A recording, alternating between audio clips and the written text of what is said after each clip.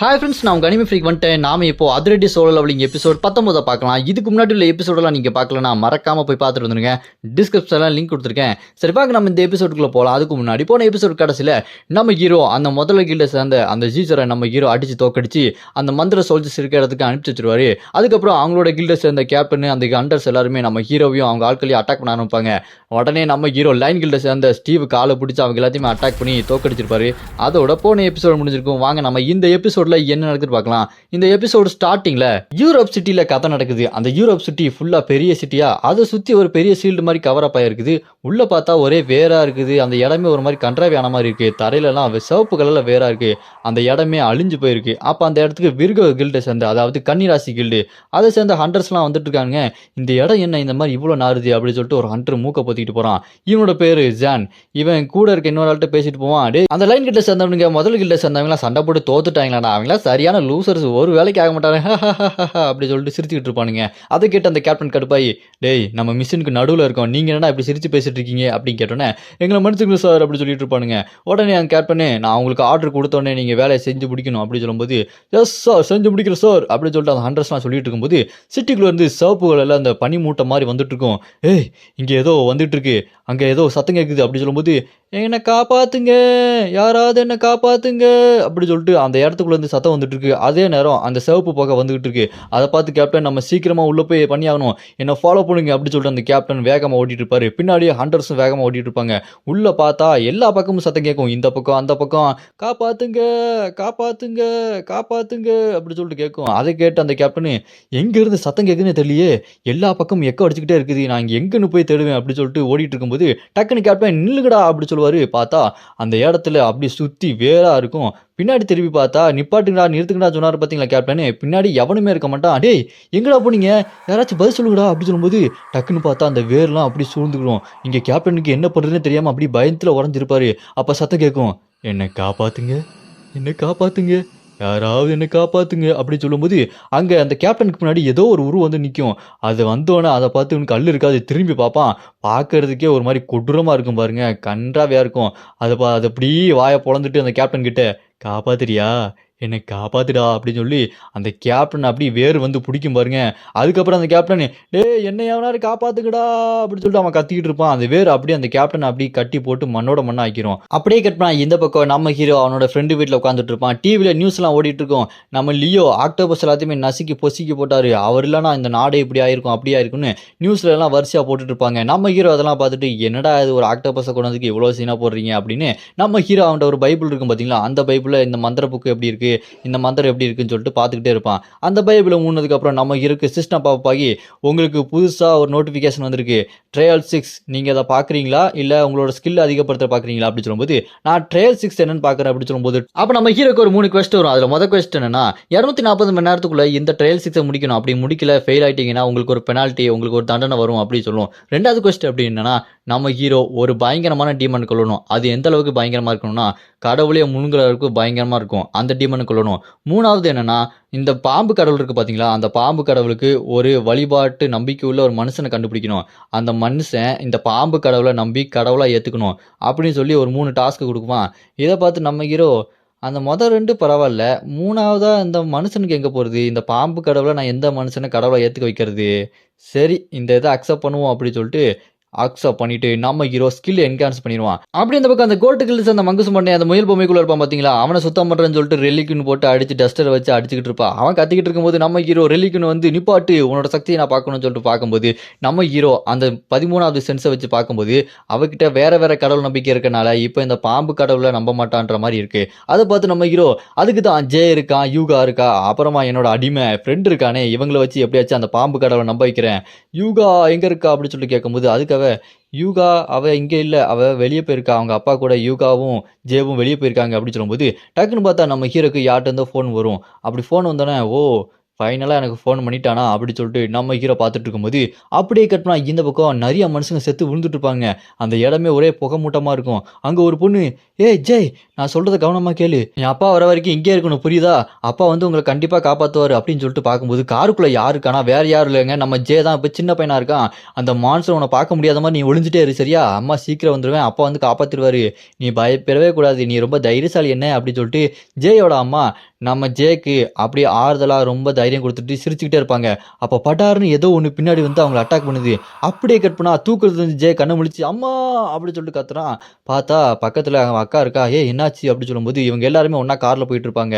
அப்போ அவங்க அப்பா, "ஏய் என்னப்பா உனக்கு கனவு எதுவும் கண்டியா? கெட்ட கனவா?" அப்படின்னு சொல்லும்போது, "ஆமா, ஆமா. எனக்கு அதுதான் அடிக்கடி வந்துகிட்டே இருக்குது." அப்படின்னு சொல்லும்போது, "சரி விடு நீ அத பத்தி யோசிக்காத." அப்படின்னு சொல்லிட்டு யூகா சொல்லிட்டு ஒரு பிரேஸ்லெட் எடுத்து குடுப்பா. ஒரு பிரேஸ்லெட் எடுத்து குடுத்து, "இந்தா இத நான் உனக்கு பர்த்டே கிஃப்ட்டா குடுக்குறேன். இதுல உன்னோட ட்வின் கில்ட சேர்ந்த பவர் எல்லாத்தையுமே அப்சர்வ் பண்ணி வச்சுக்கலாம். இது ரொம்பவே மந்திர சக்தி நிறைஞ்சது." அப்படின்னு சொல்லிட்டு அவ அக்கா குடுத்தோனே, "ரொம்ப தேங்க்ஸ். நீ இத குடுப்ப நான் கொஞ்சம் கூட எதிர்பார்க்கவே இல்ல." அப்படின்னு சொல்லுவான். அத கேட்டு யூகாவும், "அதெல்லாம் விடு. பர்த்டே பாய்க்கு இதெல்லாம் ஒரு விஷயமா?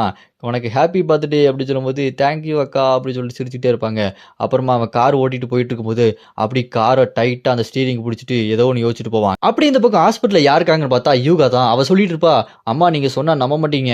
இங்க லியோ அங்கிள் திரும்ப வந்துட்டாரு தெரியுமா? அவர் எந்த அளவுக்கு செம்மையா இருக்காரு தெரியுமா? நீங்க சீக்கிரம் அவர வந்து பார்த்தே ஆகணும்." அப்படின்னு சொல்லும்போது, இந்த பக்கம் பார்த்தா அங்க ஜேவும் யூகாவோட அம்மா கோமால இருக்கிறாங்க. இவங்க 2 பேரும் அவங்க அம்மாட்ட அப்படி பேசிட்டே இருக்கும்போது, ஓட்டர்ஸ் வெளியவே தான் நின்னுட்டுருக்கான். உள்ள போகாம அப்படி சோகமா நின்னுட்டுருக்கான். அப்ப டக்குன்னு பார்த்தா அவனுக்கு ஏதோ ஃபோன் வருது. "என்னது இந்த நம்பர்லேருந்து ஃபோன் வருது?" அப்படின்னு சொல்லிட்டு வெளிய போய் பேசிட்டே இருப்பான். "நான் எப்போதுமே வேலையெல்லாம் பார்க்க மாட்டேன் இன்னைக்கு. இன்னைக்கு ஒரு முக்கியமான நாளு. ஆனா நீங்க பண்ணியிருக்கீங்க. என்ன விஷயம்? ஆனா நீங்க இருக்கிற அந்த யூரோப் சைட்ல விர்கோ அந்த கன்னிராசி கில்டு இருக்காங்களே, அப்படி இருக்கும்போது எதுக்காக எனக்கு ஃபோன் பண்றீங்க?" அப்படின்னு சொல்லும்போது, அத கேட்டு அந்த பக்கம் இருக்கவங்க, "இல்ல இங்க ரொம்பவே டிசாஸ்டர் ஆயிட்டு இருக்கு. அந்த விர்கோ கில்ட சேர்ந்தவங்களாலே கண்ட்ரோல் பண்ண முடியல. அந்த அளவுக்கு ரொம்ப டேஞ்சரா போயிட்டு இருக்கு. நாங்க உங்கள பத்தி கொரியால நியூஸ் நெறையா பார்த்தோம். அதனால நீங்க கண்டிப்பா வந்து எங்களுக்கு உதவி பண்ணி ஆகணும். அது மட்டும் இல்லாம அந்த சிவப்பு பனிமூட்டத்து நடுவுல அந்த பயங்கரமான தவளை வருது. அது எங்க எல்லாத்தையுமே நாசம் பண்ண போகுது." அப்படின்னு சொல்லும்போது, அத கேட்டு நம்ம வோட்டர்ஸ்க்கு, "என்னது அதுவா?" அப்படின்னு சொல்லிட்டு ஏற்கனவே அந்த மான்ஸ்டர் தெரிஞ்ச மாரியே ரியாக்ஷன் குடுத்துட்டு இருக்கான். வோட்டர்ஸ் யூரோப்ல தான் அந்த விர்கோ கன்னிராசி கில்ட சேர்ந்தவங்க இருக்காங்களே, எதுக்காக என்ன கூப்பிடுறீங்க அப்படின்னு சொல்லியிருப்பான் இல்லைங்களா? ஏன்னா யூரோப்ல பெரிய கைனா அது விர்கோ கன்னிராசி கில்டு தான். அவங்க அப்படியே கொஞ்சம் கொஞ்சமா அங்க போய் ஹெல்ப் பண்ற மாரி மொத்த நாட்டிலயும் பெரிய ஆள் மாரி கெத்தா நிக்கிறாங்க. அப்படியே கட் பண்ணா இந்த பக்கம் யூரோப்ல பெல்ஜியம்ல ஜோரா மழை பெஞ்சுட்டு இருக்கு. காஃபி ஷாப்ல யாரோ காஃபி சாப்பிடுறாங்க. யாருன்னு பார்த்தா நம்ம ஹீரோ தாங்க. நம்ம ஹீரோவும் இப்ப யூரோப்புக்கு வந்துட்டான். அவன் அப்படி காஃபி சாப்பிட்டுட்டு இருக்கும்போது, "நான் இங்க தான் இருக்கேன். சீக்கிரம் வா." அப்படின்னு சொல்லிட்டு யாருக்கோ மெசேஜ் பண்ணிட்டு இருக்கும்போது, அப்படியே நம்ம ஹீரோ இதுக்கு முன்னாடி யார என்னோட கடலோட அடிமையா சூஸ் பண்ணலாம்? யாரும் ஒத்துக்குவாங்களா? அப்படின்னு சொல்லி யோசிச்சுட்டு இருக்கும்போது, அந்த இடத்துக்கு யார் வராங்க அப்படின்னு சொல்லி பார்த்தா, அந்த கடைக்காரன் தாங்க. இதுக்கு முன்னாடி நம்ம ஹீரோ அந்த வாள எடுத்துட்டு அவன் கடைக்காரன்ட்ட போயிருந்தான் தெரியுங்களா? அந்த கடைக்காரன் தான் இங்க வரான். இவன் யாருன்னு பார்த்தா, இவனும் அந்த விர்கோ கன்னிராசி கில்ட சேர்ந்த டபுள் எஸ் ரேங்க் ஹண்டருங்க. பார்க்கறதுக்கே காமெடியா இருக்கான். ஆனா பாருங்க டபுள் எஸ் ரேங்க் ஹண்டரா இருக்கான். அவங்க வந்து, "சாரிங்க நான் சீக்கிரம் வரணும்னு நெனச்சேன். கொஞ்சம் லேட் ஆயிடுச்சு." அப்படின்னு சொல்லும்போது, அத கேட்டு நம்ம ஹீரோ, பரவால்ல, பரவால்ல." அப்படின்னு சொல்லிட்டு மனசுல என்ன யோசிச்சுட்டு இருப்பானா, "நான் எப்படி சீக்கிரம் வந்தேன்? டக்குன்னு போர்ட்டல் ஓப்பன் பண்ணி விட்டா அந்த ரிலிக்யூன்னு ட்வின் கில்ட சேர்ந்தவளாச்சே. அதனால ஒண்ணும் பிரச்சனை இல்ல." அப்படின்னு நம்ம ஹீரோ மனசுல யோசிச்சுட்டு இருக்கும்போது, சரி இந்த நாட்டுல என்ன எந்த பக்கம் பார்த்தாலும் இந்த விர்கோ கன்னிராசி சேர்ந்தவங்க அந்த போஸ்டர், அந்த சிலை இது எல்லாமே இருக்கே. குடம் முதற்கொண்டு அத தான் வச்சிருக்காங்க அப்படின்னு சொல்லும்போது, அத கேட்டு அந்த கடைக்காரனும், "ஆமா இந்த இடத்தையே அந்த கன்னிராசிக்காரங்க சொந்தமாக்கிட்டாங்க. அவங்க தான் ரொம்ப பெரிய கை ஸ்ட்ராங்கானவங்க." அப்படின்னு சொல்லிட்டு அவன் சொல்லிட்டு இருப்பான். அத கேட்டு நம்ம ஹீரோ, சரி இவனுக்கு எந்த மாரியான ஒரு நம்பிக்கை இருக்கு? இவன் என்னோட பாம்பு கடவுளுக்கு அடிமையாக்கலாமா? அப்படின்னு சொல்லி பார்க்கும்போது, இவனுக்கு அந்த கடவுள் மேலே நம்பிக்கை இல்ல. அதாவது அந்த விர்கோ கன்னிராசி இருக்கு பார்த்தீங்களா? அந்த கடவுள் மேலே நம்பிக்கை இல்ல. இந்த மாரி இருக்கக்கூடாது. ஏதாவது ஒரு கடவுள் மேல நம்பிக்கை இருக்கணும். அவங்கள அப்படி இந்த பக்கம் மாத்தணும். அப்படின்னு சொல்லும்போது, அவனுக்கு நம்பிக்கை இல்லாதத பார்த்துட்டு, "சரி நீ இந்த விர்கோ கில்ட பத்தி பயங்கரமா சொல்ற. ஆனா உனக்கே அந்த அளவுக்கு இந்த விர்கோ கில்டு மேல நம்பிக்கை இல்ல." அப்படின்னு சொல்லிட்டு கேட்டோனே, "எப்படி கண்டுபிடிச்சீங்க?" "புரிஞ்சுச்சு நானே சொல்றேன்." அப்படின்னு அவன் என்ன செய்வான், டக்குன்னு அவனோட பயங்கரமான ஒரு மேஜிக் பவர் யூஸ் பண்ணி, அங்க நம்ம ஹீரோ இதுக்கு முன்னாடி என்னோட முதுகுல குத்துன கத்தி இதுதான். இத செக் பண்ணி பாருன்னு சொல்லியிருப்பான் பார்த்தீங்களா? அந்த கத்திய கொண்டு வந்துட்டு, "இந்த கத்திய பத்தி நான் நல்லா விசாரிச்சு பார்த்தேன். ஆனா இந்த கத்தியில என்ன இருக்குன்னா, ஒரு சபிக்கப்பட்ட ஆற்றல் இருக்குது. அந்த சபிக்கப்பட்ட ஆற்றல்னால தான் உங்கள முதுகுல குத்தும்போது உங்களோட சக்திய எதுவுமே யூஸ் பண்ண முடியாம, அந்த சக்தி எல்லாமே இது பிளாக் பண்ணிருச்சு. இது எந்த அளவுக்கு ரொம்ப பவர்ஃபுல்னா, இது கடவுளோட சக்திய தடுத்து நிப்பாட்ட முடியும். அந்த அளவுக்கு ரொம்பவே பவர்ஃபுல்லு. அதனால தான் உங்களால சக்தியெல்லாம் யூஸ் பண்ண முடியல." அப்படின்னு அவன் பில்டப் குடுத்து பேசிட்டு இருக்கும்போது, கட் பண்ணா ஒரு கொஞ்ச நேரத்துக்கு முன்னாடி ஃபிளாஷ்பேக்.